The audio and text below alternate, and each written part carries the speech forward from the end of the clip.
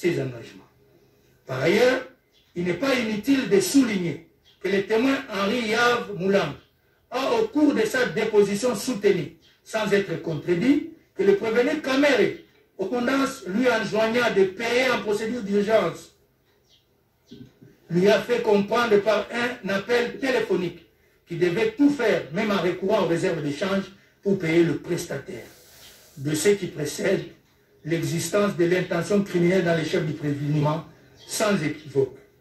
Bien plus, le tribunal note que les deux prévenus ont directement coopéré pour perpétrer ces détournements. En effet, l'article 21 du Code pénal livre 1er dispose que sont considérés comme auteurs d'une infraction notamment ceux qui l'auront exécuté ou qui auront coopéré directement à son exécution, ainsi que ceux qui par un fait quelconque auront prêté pour l'exécution une aide telle que, sans leur assistance, l'infraction n'y pu être commise. Ainsi, il est des jurisprudences que constitue une aide nécessaire, prévue à l'article 21 du Code pénal livre 1er, et sans laquelle l'infraction de détournement des deniers publics n'eût pu être commise de la manière qu'il l'a été, la passation des marchés imaginaires en vertu duquel les fonds ont été utilisés en paiement. Cour suprême de justice RP 20/CR du 15 août 1979, in Odon Sumbu, Obsite, page 36. Il a en outre été jugé que participe à l'infraction de détournement des deniers publics le prévenu qui, sur base de machinations et artifices, crée l'espoir d'une abondance matérielle et provoque la sortie de fonds d'argent dont il tire profit tel qu'il ressort des présomptions de culpabilité. Cette participation ne requiert pas nécessairement une volonté convergente plutôt. La seule conscience de provoquer l'infraction suffit. Cour suprême de justice, RPA 94, du 31 août 1984, in Odon Sumbu plutôt, Obsite. Dès lors, au regard des éléments de la cause tels qu'exposés supra, la participation du prévenu Kamere en tant que co-auteur à la commission de l'infraction du détournement des deniers publics ne fait l'ombre d'un moindre doute. De tout ce qui précède, le tribunal dira, établit en fait comme en droit l'infraction de détournement des deniers publics portant sur le montant de 48 831 148 dollars américains mis à charge des deniers vitales. En conséquence, les condamnera chacun à 20 ans de travaux forcés. En outre, il prononcera les peines accessoires ci-après, à charge de Sami Jamal, la privation du droit à la condamnation ou à la libération conditionnelle et à la réhabilitation et l'expulsion définitive du territoire national après l'exécution de la peine. À charge des Kamere Lokalingini Vital, l'interdiction pour 10 ans après l'exécution de la peine du droit de vote et du droit d'éligibilité, l'interdiction d'accès aux fonctions publiques et para-étatiques, quel qu'en soit l'échelon, et la privation du droit à la condamnation ou à la libération conditionnelle et à la réhabilitation. B. Du détournement des deniers publics portant sur la somme de 2 137 500 000 dollars américains à charge des prévenus Sami Jamal et Kamere Lokalingini Vital. Le tribunal relève, au regard des pièces du dossier de l'instruction, que sans régulièrement conclu entre la partie civile et la société Ousmane SRL, dont toujours le prévenu Sami Jamal est le gérant, le prévenu Kamere répondant à une commande adressée par ce dernier à la présidence de la République et sans que le ministre sectoriel soit impliqué, instruit le ministre des Finances de payer en procédure d'urgence 30% de la facture de 57 millions de dollars américains sous prétexte d'obtenir la livraison de 3000 maisons destinées aux militaires et policiers. Cependant, au vu des difficultés de la trésorerie, le ministre des Finances ne put que donner injonction à la Banque centrale de décaisser la somme de 2 137 500 000 dollars américains en faveur de la société Ousmane. Le tribunal note qu'il n'existe aucune preuve que ces fonds ont été utilisés pour passer la commande sus-indiquée. En plus, depuis lors, le prévenu Sami Jamal n'a livré les maisons promises, se limitant à affirmer sans administrer ni promettre irrélative que 31 conteneurs se trouvent à Matadi. Entendu au cours de l'audience publique du 4 juin 2020, les témoins Chiwewe Christian, général-major et commandant de la garde républicaine, a soutenu sans être contredit qu'Okan Tchachi se trouve érigé 211 maisons, faisant partie du lot de 300 maisons qui devrait être livré dans le cadre du marché Samibo et que la demande exprimée par les militaires d'avoir 700 autres maisons dans le cadre du marché Ousmane n'a jamais été satisfait. Par ailleurs, le témoin Michel Ngongo Saloum, qui reconnaît avoir autorisé la passation de ce marché de gré à gré, mais soutient n'avoir jamais, comme l'indique sa correspondance versée au dossier, donné un avis de non-objection pouvant ainsi rendre le dit marché régulier. Ainsi donc, comme dans le cas du marché Samibo, le prévenu Kamere est resté insensible au respect des règles impératives de passation des marchés publics et a autorisé le paiement en urgence de la facture de Ousmane. Au vu des dispositions légales et jurisprudentielles évoquées, tous les éléments constitutifs de l'infraction de détournement des deniers publics sont établis en fait et en droit à charge des prévenus Sami Jamal et Kamere Lolkaningini Vital. En conséquence, le tribunal les condamnera chacun à 10 ans de travaux forcés ainsi qu'aux peines accessoires ci-après. À charge de Sami Jamal, la privation du droit à la condamnation ou à la libération conditionnelle et à la réhabilitation ainsi que l'expulsion définitive du territoire national après l'exécution de la peine. À charge de Kamere Lolkaningini Vital, l'interdiction pour 5 ans après l'exécution de la peine du droit de vote et du droit d'éligibilité, l'interdiction d'accès aux fonctions publiques et paraétatiques, soit l'échelon et la privation du droit à la condamnation ou à la libération conditionnelle et à la réhabilitation. C. Du détournement des deniers publics, l'échelon et la privation du droit à la condamnation ou à la libération conditionnelle et à la réhabilitation. C.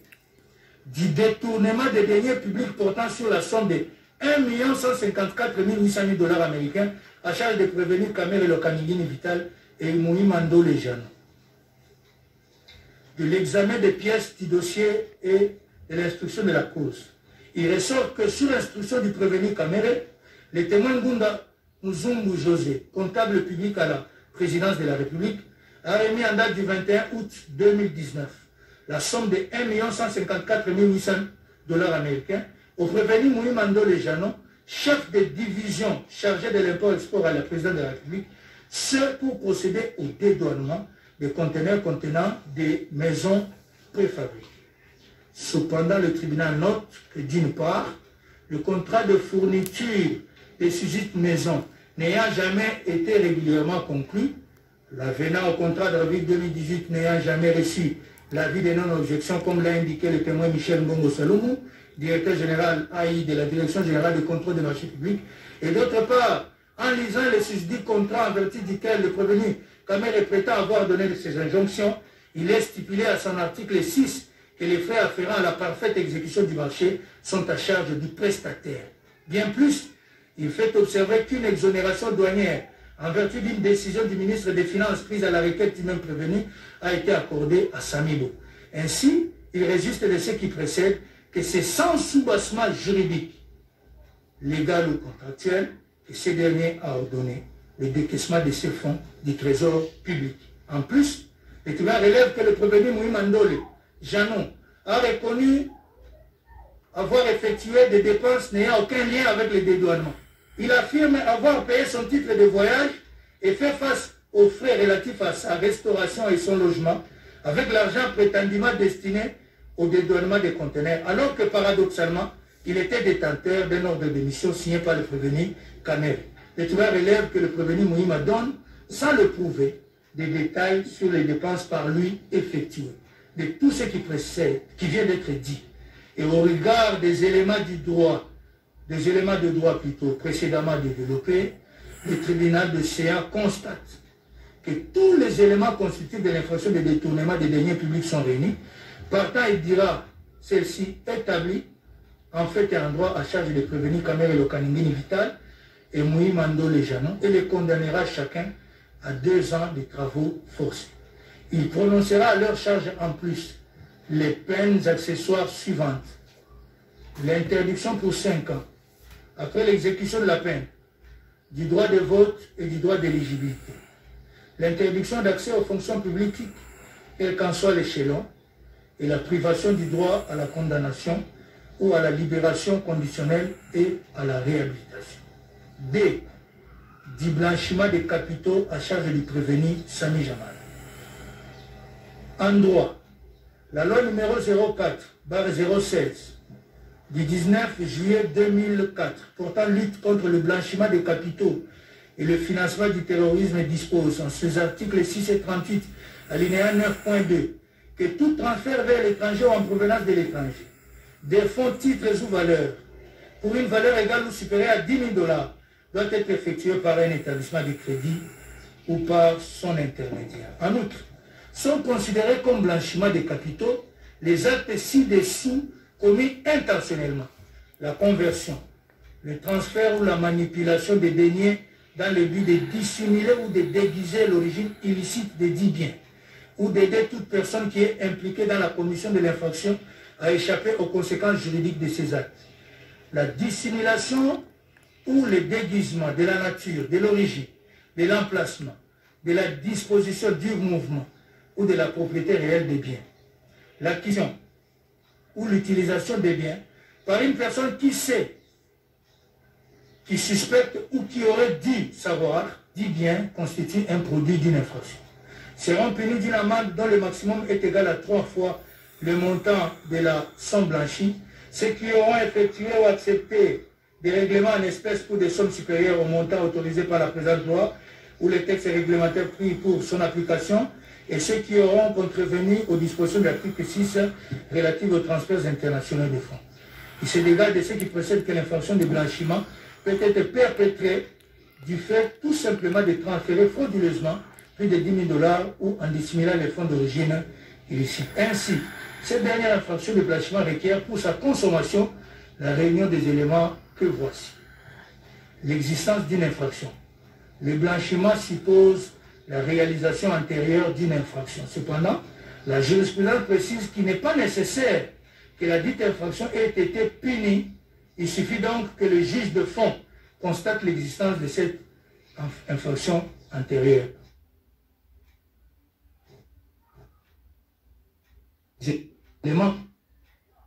Le procédé pour donner une justification mensongère à l'origine des biens, fonds ou revenus. C'est donc le moyen auquel l'auteur recourt pour dissimuler ou déguiser l'origine illicite des dits biens, fonds ou revenus. L'élément moral, c'est l'intention coupable qui nécessite que l'auteur ait pu se convaincre de l'origine illicite des biens, fonds ou revenus dissimulés. Dans le cas d'espèce, le prévenu Sami Jamal, qui reconnaît avoir reçu du trésor public à travers son compte logé à la Robank la somme de 57 500 000 $ américains, affirme avoir transféré au Liban plus ou moins 10 millions de dollars qui s'y trouvaient, sans avoir recours aux circuits bancaires officiels et légaux. Il en découle que par le simple fait d'avoir transféré à l'étranger plus de 10 000 $ sans observer la réglementation prescrite à cet effet par la Banque centrale, le tribunal retiendra le prévenu Sami Jamal sous les liens de la première prévention du blanchiment des capitaux. En conséquence, il le condamnera à une amende égale à 2 fois la somme blanchie, soit 20 millions de dollars américains. Par ailleurs, le tribunal fait observer que les fonds que le prévenu Sami Jamal a transférés par des voies non officielles au Liban ont été prélevés sur ceux détournés qui pourtant étaient destinés à payer les fournisseurs des maisons préfabriquées, attendus dans le cadre du programme d'urgence de 100 jours du chef de l'État. Il note en outre qu'en procédant comme il l'a fait, le prévenu connaissait bien l'origine illicite des 10 fonds qu'il voulait dissimuler. Il en découle que les éléments matériels et moraux de la seconde incrimination du blanchiment des capitaux sont réunis dans son chef. Partant, il la dira établi en fait un droit et le condamnera à une servitude pénale principale de 10 ans et une amende égale à 2 fois la somme blanchie, soit 20 millions de dollars américains. E. De la corruption à charge du prévenu Sami Jamal. En droit, l'article 147 bis du Code pénal livre 2, tel que modifié et complété par l'article 2 de la loi numéro 05/006 du 29 mars 2005, dispose que sont constitutifs de corruption le fait pour un agent public ou toute personne de solliciter ou d'accepter directement ou indirectement des sommes d'argent, tout bien à une valeur pécuniaire ou tout autre avantage, tel qu'un don, une faveur, une promesse ou un gain pour lui-même ou pour autrui, personne physique ou morale, en contrepartie de l'accomplissement ou de l'omission d'un acte dans l'exercice de ses fonctions. Le fait d'offrir ou d'octroyer, directement ou indirectement, à un agent public ou à une toute personne, des sommes d'argent, tout bien ayant une valeur pécuniaire ou tout autre avantage, tel qu'un don, une faveur, une promesse, ou un personne physique ou morale, en vue de l'accomplissement ou de l'omission d'un acte dans l'exercice de ses fonctions. Le fait d'offrir, de donner ou de promettre, directement ou indirectement, un avantage dirige un organisme du secteur privé ou est employé par ce dernier en quelque qualité que ce soit, ou le fait pour cette personne de solliciter ou d'accepter cet avantage indu, directement ou indirectement, à titre personnel ou pour autrui, pour qu'elle agisse en contravention de ses devoirs ou qu'elle s'abstienne d'agir. Le fait pour un agent public ou toute personne de solliciter ou d'accepter directement ou indirectement un avantage indu pour lui-même ou pour autrui afin d'abuser de son influence réelle ou supposée en vue de faire obtenir d'une administration, d'une autorité publique un avantage indu. L'usage, la dissimulation ou l'aliénation frauduleuse du produit ou des liens tirés de l'un des actes visés au présent article. Le fait d'utiliser la fraude pour échapper ou faire échapper autrui aux obligations fiscales, douanières et administratives. Enfin, l'enrichissement illicite. Il suit que toute personne, agent public ou pas, peut être coupable de corruption active lorsqu'elle corrompt, passive quand elle est corrompue. Il convient en outre de relever que l'article 149 du Code pénal tel que modifié à ce jour a ajouté les circonstances aggravantes à l'incrimination de corruption lorsque les actes de corruption ont été perpétrés en vue de gagner les marchés publics en violation de la procédure d'appel d'offres et des seuils fixés par la législation en matière de passation de marché de gré à gré. Aussi a-t-il été jugé que l'infraction de corruption est établie dans le chef du fonctionnaire dès qu'il est établi que celui-ci, à la suite d'une entente préalable avec son corrupteur, a agréé des dons et promesses, reçu des dons ou des présents, soit pour accomplir dans le cadre de son emploi un acte injuste ou pour s'abstenir de faire un acte qui entre dans le cadre de ses devoirs, soit pour commettre une infraction dans l'exercice de sa charge. Cour suprême de justice, RPA 22, du 1er février 1973, Odon Sungu, Opsite, page 66. Dans le cas d'espèce, le tribunal relève que le prévenu Sami Jamal, dont le contrat de fourniture de 900 maisons préfabriquées conclu régulièrement en avril 2018 au prix de 26 500 000 $ américains avec le ministre du Développement rural, n'avait pas prospéré, comme l'a soutenu le témoin Pierre Kangoudia Mbaye, ministre du budget de l'époque. Pris contact avec le témoin Daniel Changalou King alias Massaro, cousin du prévenu Kamere. Aussi fait-il remarquer qu'il fit, en date du 23 janvier 2019, soit 2 jours avant que ce dernier soit nommé directeur de cabinet du président de la République, cessant d'une partie de sa parcelle située sous la baie d'Engalema et mesurant 50 sur 100 mètres à mademoiselle Soraya Mpiana, belle-fille du prévenu Kamere. Le tribunal relève que dans sa déposition, faite au cours de l'audience publique du 4 juin 2020, cette dernière a déclaré ignorer totalement cette... Cependant, le témoin Daniel Changaloume King alias Massaro a, après avoir confirmé cette assertion, reconnu avoir délibérément donné le nom de Soraya Mpiana à son donateur, le prévenu Sami Jamal, qui a soutenu avoir fait cette offre à ce dernier pour le récompenser pour des marchés qui lui a fait gagner. En outre, alors qu'à l'audience publique du 11 mai 2020, ce dernier a déclaré n'avoir jamais rencontré le prévenu Kamere, le tribunal fait observer qu'au cours de l'audience du 4 juin 2020, il a confirmé les allégations du témoin Pierre Kangoudia Mbaye, selon lesquelles il l'avait trouvé un jour dans l'antichambre du bureau du prévenu Kamere, prêt à être reçu par ces derniers. Aussi, a-t-il ajouté qu'il a été reçu pendant 3 ou 5 minutes dans le cadre des démarches tendant à faire aboutir le dossier du marché Sanibo.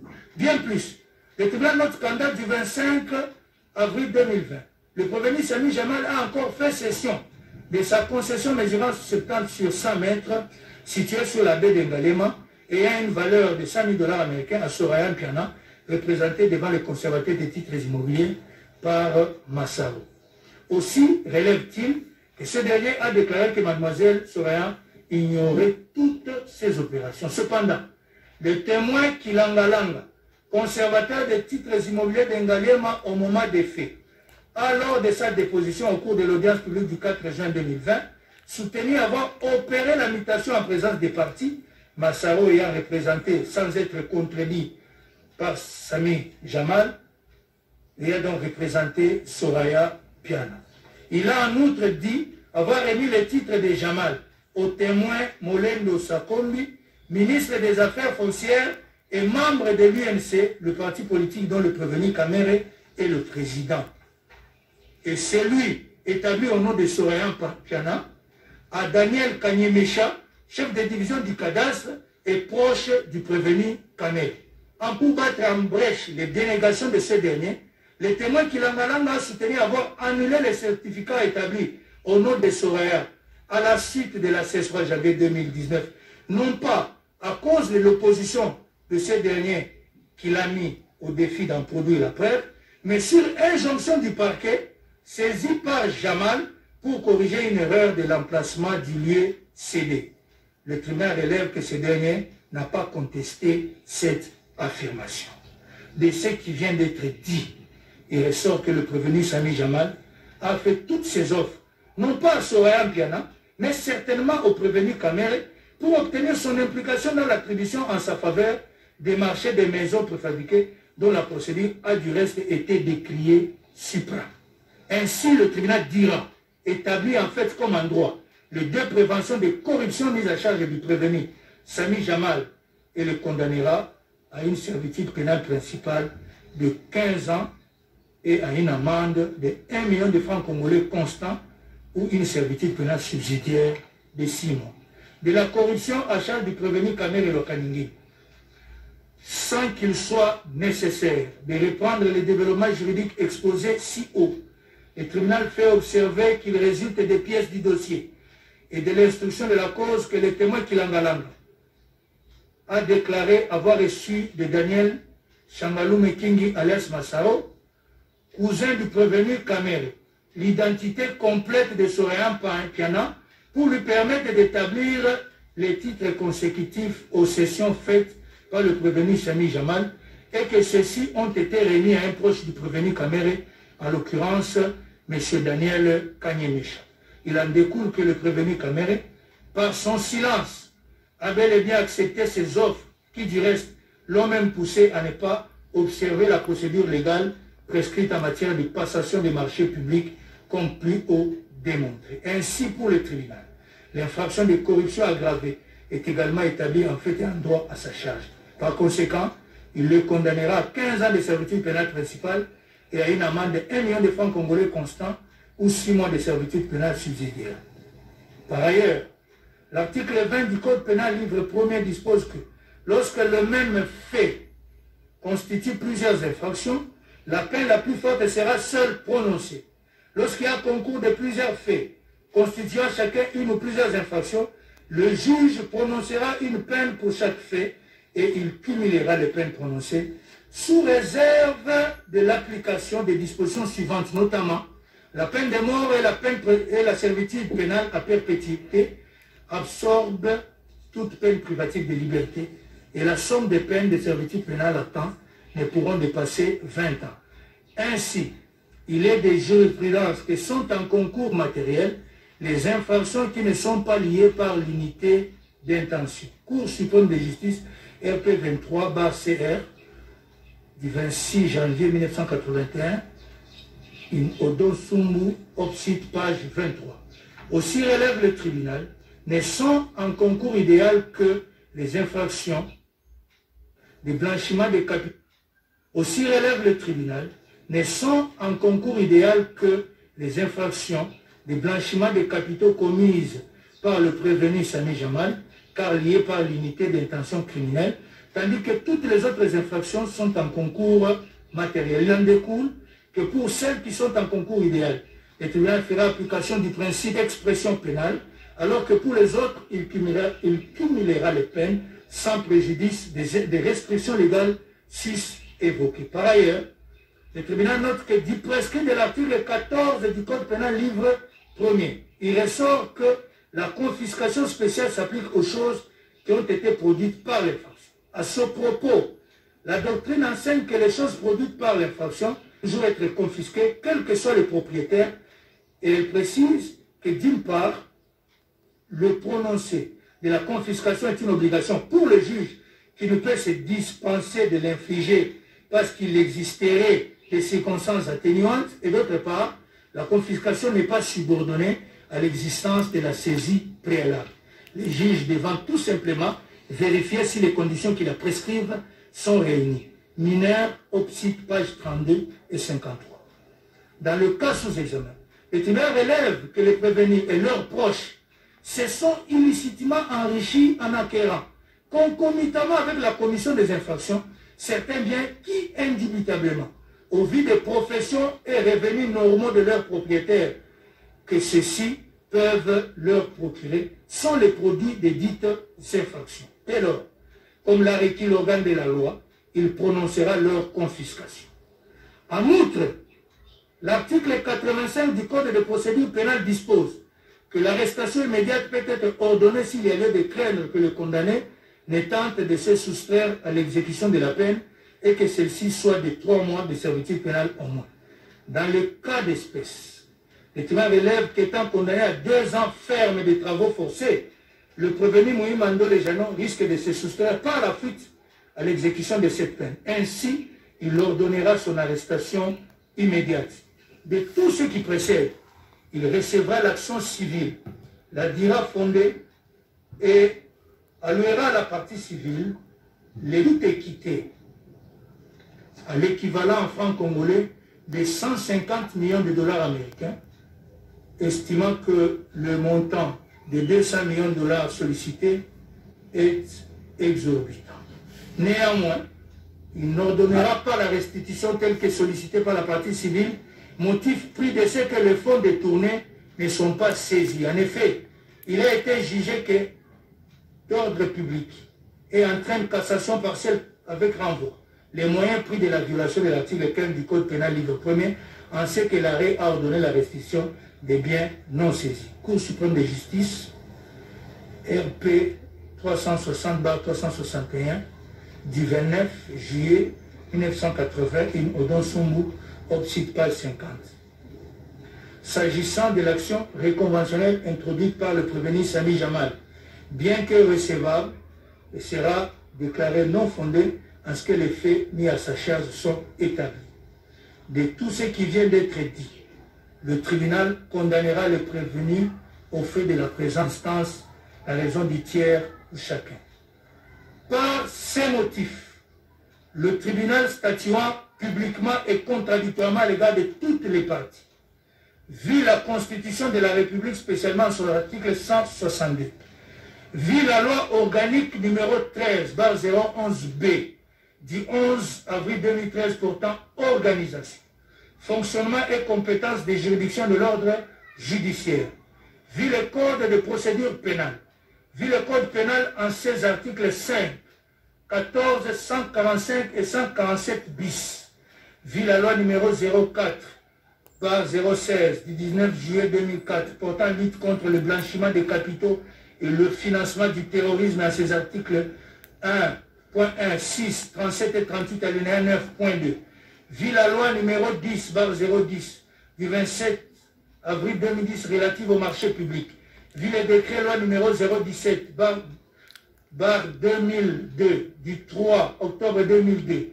portant code d'éthique de l'argent public, vu le décret numéro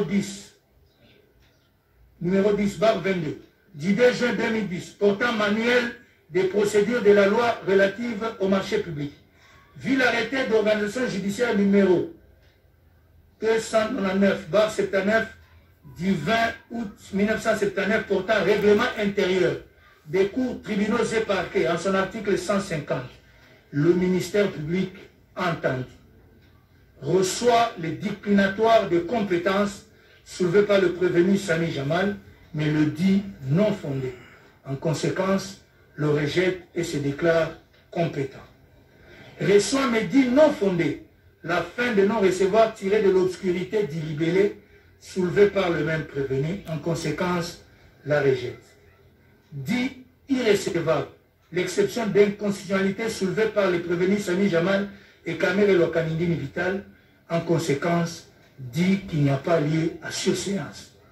Dit établi en fait et en droit l'infraction de détournement des deniers publics portant sur le montant de 48 831 148 000 $ américains à charge des prévenus Sami Jamal et Kamere Lokaningini Vital. En conséquence, les condamne chacun à 20 ans de travaux forcés et prononce en outre l'interdiction pour 10 ans après l'exécution de la peine du droit de vote et du droit d'éligibilité en ce qui concerne le prévenu Kamere Lokaningini Vital. L'interdiction d'accès aux fonctions publiques et para-étatiques, quel qu'en soit l'échelon à charge du même prévenu. La privation du droit à la condamnation ou à la libération conditionnelle et à la réhabilitation à charge de tous les deux prévenus. L'expulsion exclue du territoire de la République après l'exécution de la peine à charge du prévenu Sami Jamal.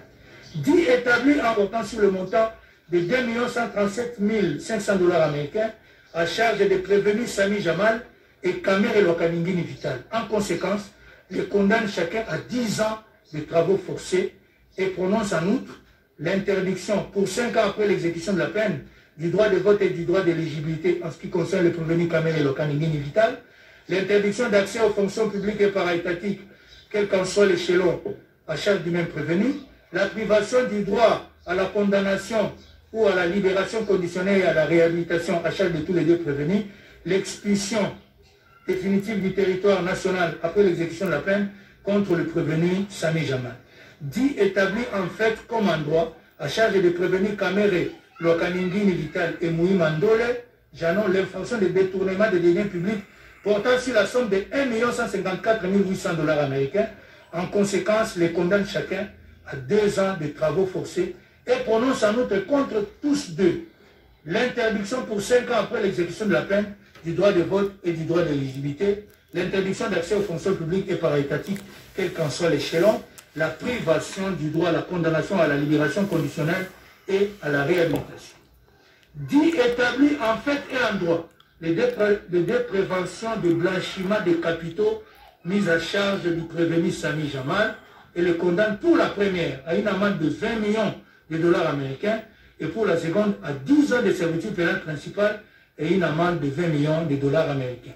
Dit établi en fait et en droit l'infraction de corruption en conséquence à une servitude de 15 ans et une amende de 1 million de francs congolais constant ou une servitude pénale subsidiaire de 6 mois. Dit également établi en fait comme en droit la prévention des corruptions à charge du prévenu Kamere Lokaningini Vital et le condamne à une servitude pénale principale de 15 ans et une amende de 1 million de francs congolais constant ou une servitude pénale subsidiaire de 6 mois. Dit que les deux infractions de amende de 1 million de francs congolais constant ou une servitude pénale subsidiaire de 6 mois. Dit que les deux infractions de blanchiment des capitaux commises par le prévenu Sami Jamal le sont en concours idéal. Par conséquent, l'unique peine la plus forte soit 10 ans de servitude pénale principale et une amende de 20 millions de $ américains. Dit en revanche que les autres infractions commises par les prévenus Sami Jamal et Kamere Lokaningini Vital le sont en concours matériel, partant, cumule les peines et prononce à leur encontre la peine de 20 ans de travaux forcés chacun, ainsi que les peines accessoires ci-après. L'interdiction pour 10 ans après l'exécution de la peine du droit de vote et du droit d'éligibilité en ce qui concerne le prévenu Kamere Lokaningini Vital, sont publiques et para-étatiques, quel qu'en soit l'échelon à charge du même prévenu, la privation du droit à la condamnation ou à la libération conditionnelle et à la réhabilitation à charge de tous les deux, l'expulsion définitive du territoire de la République après l'exécution de la peine à charge du prévenu Sami Jamal. Ordonne la confiscation des fonds contenus dans les comptes dénommés Anida Chati Soraya Mpiana et Changalume Kingi Daniel alias Massaro, ainsi que des propriétés immobilières acquises avec les fonds détournés et qui sont couvertes par les titres ci-après établis au nom des personnes suivantes. Le contrat de location numéro 1348/2019 AD 44 1988, commune d'Engaliema au nom de Changalume Daniel. Le certificat d'enregistrement AKN AD 193, commune de Kasavubu au nom de Mpiana Daïda.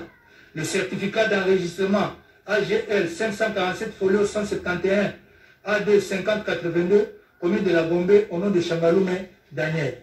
Le certificat d'enregistrement A/ML 01 folio 179 AD, commune de Maluku au nom de Mayutu Namouissi Dieudonné.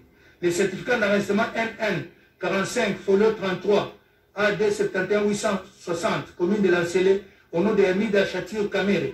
Le certificat d'enregistrement AGL 547 folio 56 AD 5807, commune de Lingwala au nom de Changalume Kingi Daniel. Et le contrat de cession entre Jamal Samif et Soraya Mpiana AD 44 1996, commune de Ngaliema. Ordonne l'arrestation immédiate du prévenu Mouimandole Janon. Reçoit et dit fonder l'action civile. En conséquence, condamne le prévenu insolidum à payer à la partie civile la somme de l'équivalent franc congolais de 150 millions de dollars américains à titre de dommages et intérêts. Reçoit mais dit fonder la demande réconventionnelle du prévenu Sami. Reçoit mais dit non fondée la demande réconventionnelle du prévenu. Condamne chacun des prévenus à payer un tiers des frais d'instance payables dans les délais légaux. À défaut, ils subiront une contrainte par corps de 30 jours. Ainsi jugé et prononcé par le tribunal de grande instance de Kinshasa-Gombe, ICA en matière répressive au premier degré, à son audience publique du 20 juin 2020, à laquelle ont siégé les magistrats Bakenge Vita, président de chambre, Kasunda Ngeleka et Mukaya Kayembe, juge avec le concours de Lumbu Kachewa, officier du ministère public, et l'assistance de Nyamakila, greffier du siège.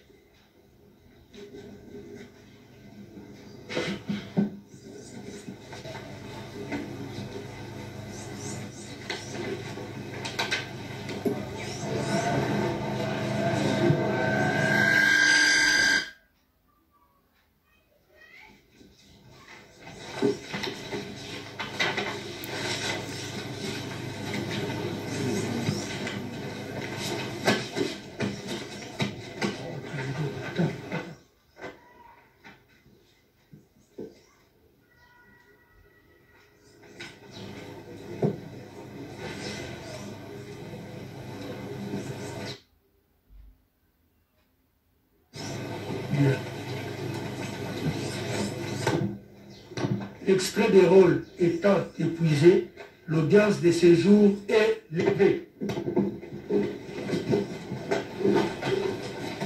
Voilà donc, mesdames et messieurs, l'audience vient d'être levée. Vital Kamere vient d'être condamné.